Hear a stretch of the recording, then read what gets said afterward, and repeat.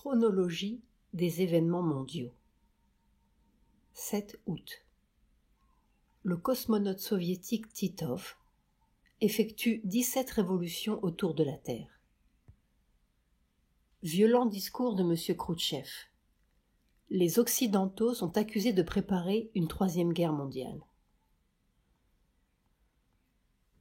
8 août 1961.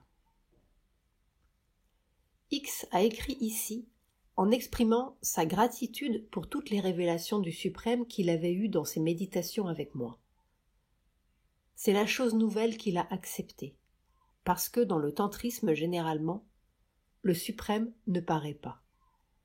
Ils sont en rapport avec la Shakti, et ils ne s'occupent pas du Suprême.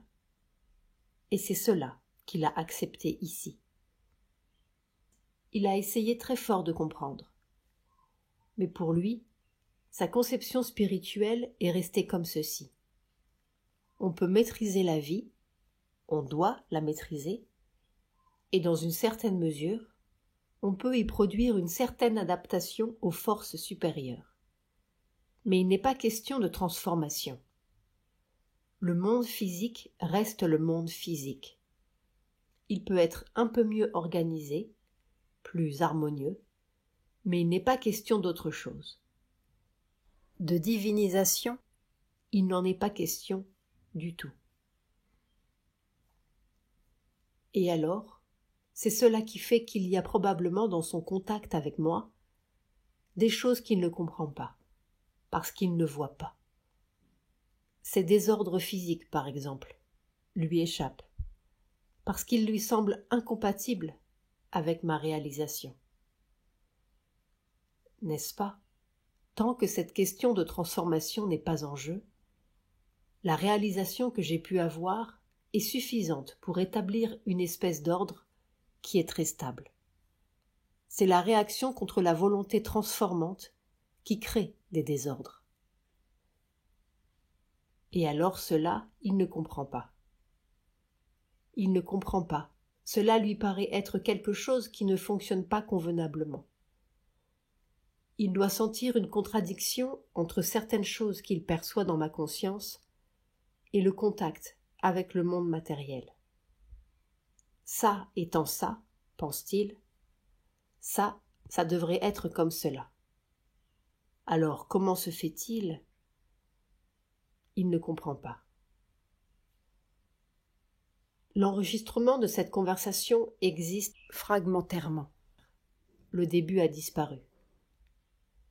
L'étonnement de X soulève un point très capital qui démarque exactement la ligne de séparation entre tous les yogas traditionnels et le yoga nouveau de Sri Aurobindo et de Mehr. Pour un tantrique, par exemple, il semble impensable que Mehr, avec sa conscience si puissante qui se joue fort bien des lois de la nature et commande aux éléments, si elle veut, puisse être soumise à d'absurdes rhumes de cerveau ou à une hémorragie de l'œil, ou même à des désordres plus graves. Pour lui, il suffit d'appuyer du pouce et d'émettre une vibration qui muselle le désordre instantanément. Certes, mais pour Mehr, il ne s'agit pas de guérir un rhume de cerveau par un pouvoir supérieur qui s'impose à la matière. Il s'agit d'aller à la racine cellulaire et de guérir ou de transformer la source du mal, qui fait aussi bien un rhume de cerveau que la mort, parce que c'est la même racine de désordre. Il ne s'agit pas de s'imposer à la matière par un pouvoir, mais de transformer la matière. C'est le yoga des cellules.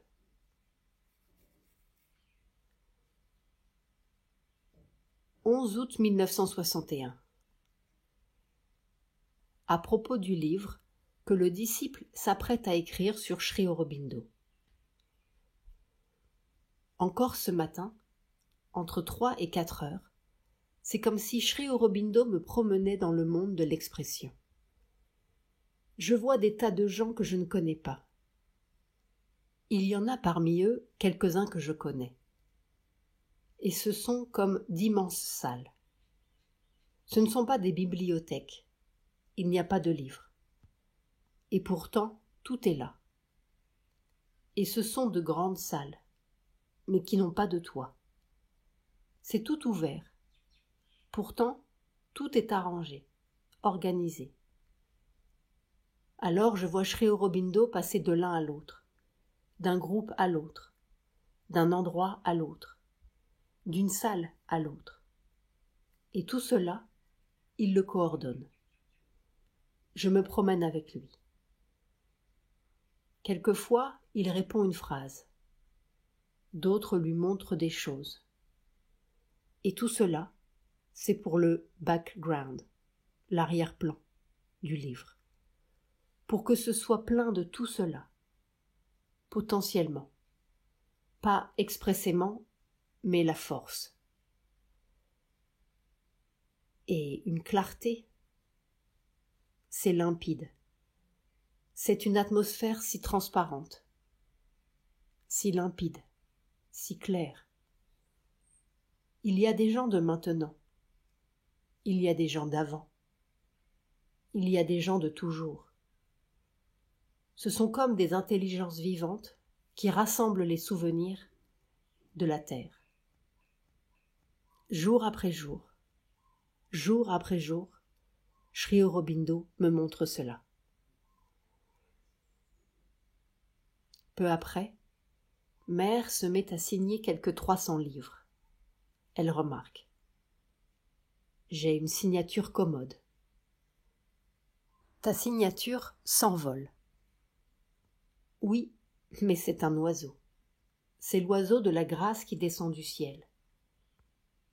Le point, au bout de la signature, est très important. Le point, c'est la conscience qui voit tout. C'est l'œil. Il y a une queue, une aile, l'autre aile, et l'œil, la conscience qui voit. Note que je n'y ai pas pensé avant. C'est venu après. Quand j'ai regardé, j'ai dit « Tiens !» Plus tard. Qu'est-ce que l'on fait? Il y a du travail, si tu veux. Oh, fini, fini. Et ce qui est admirable, c'est que je n'ai plus une idée dans la tête. Rien. Pas idée. Je n'en ai jamais beaucoup, mais pas de mots qui viennent. Rien, mon petit. J'ai 2 cahiers de thé qui attendent à côté de moi, là. J'ai lu, j'ai fait « Ah !» j'ai refermé. Et c'est là depuis déjà 2 semaines, ou je ne sais pas combien de temps. Rien. Complètement blanc. Vide. Mais sur le plan tout en bas, des choses intéressantes. Tout d'un coup, pas tout d'un coup de temps en temps, tout d'un coup tout le temps, c'est-à-dire presque tout le temps.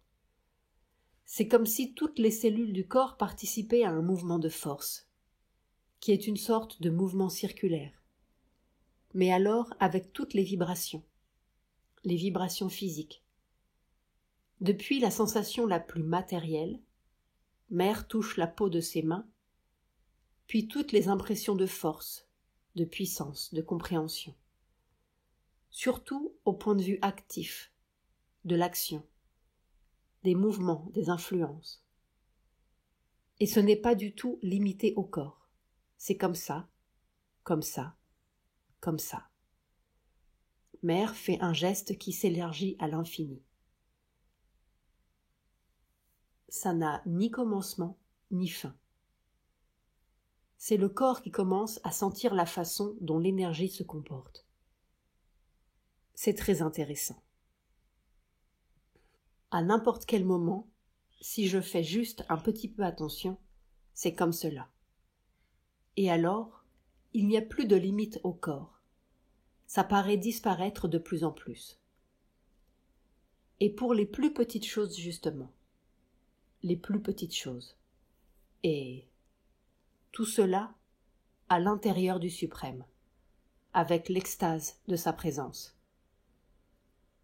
Mais pour de toutes petites choses.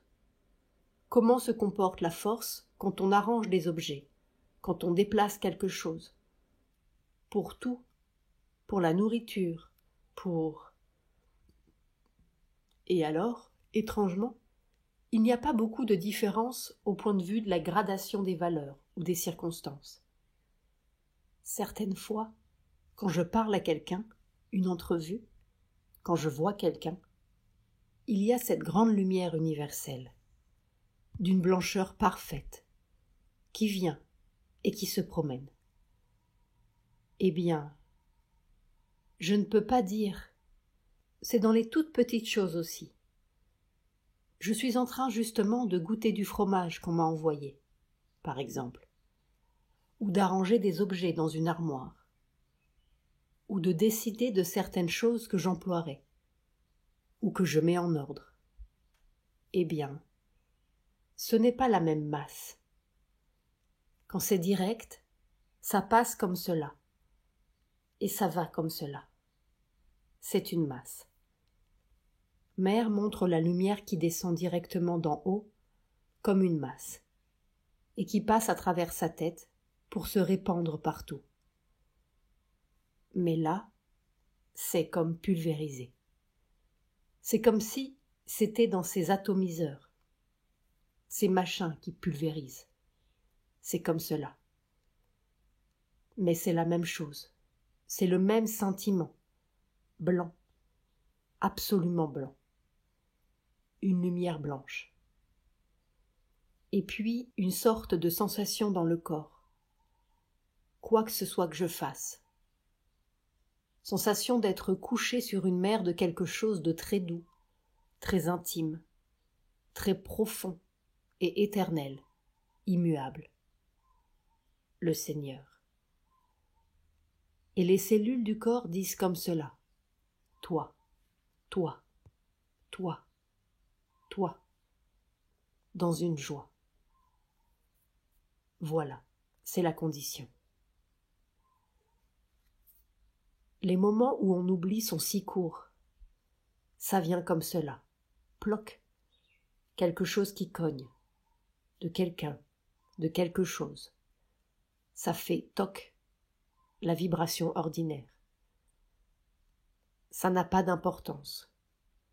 On détourne la tête et puis on écarte. Mais ça aussi, je n'en veux pas. De ce mouvement de rejet. Il faut que ça s'en aille tout à fait.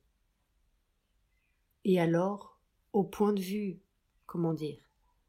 pratique, concret, efficace, il y a des résultats.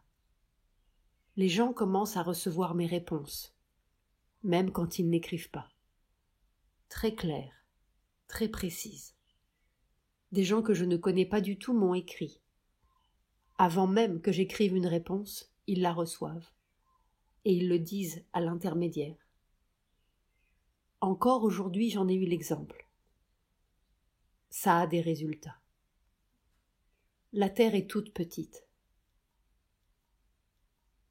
Mère se lève pour partir. Voilà petit. Encore je t'ennuie avec mes histoires au lieu de te parler de ton livre. Ah non. Peut-être vaut-il mieux que je ne t'en parle pas. Ça, c'est toi qui sais. Parce que ça, cette espèce de puissance créatrice qui vient de tout là-haut, là-haut, tout en haut, tout en haut, tout en haut, par-delà toute forme de manifestation, mon petit, c'est comme quelque chose de formidable, derrière une écluse. Et alors, quelquefois, mère sourit, une tentation d'ouvrir un peu l'écluse. Quand ça se déversera, ce sera quelque chose. Je commence à dire des bêtises. Je m'en vais.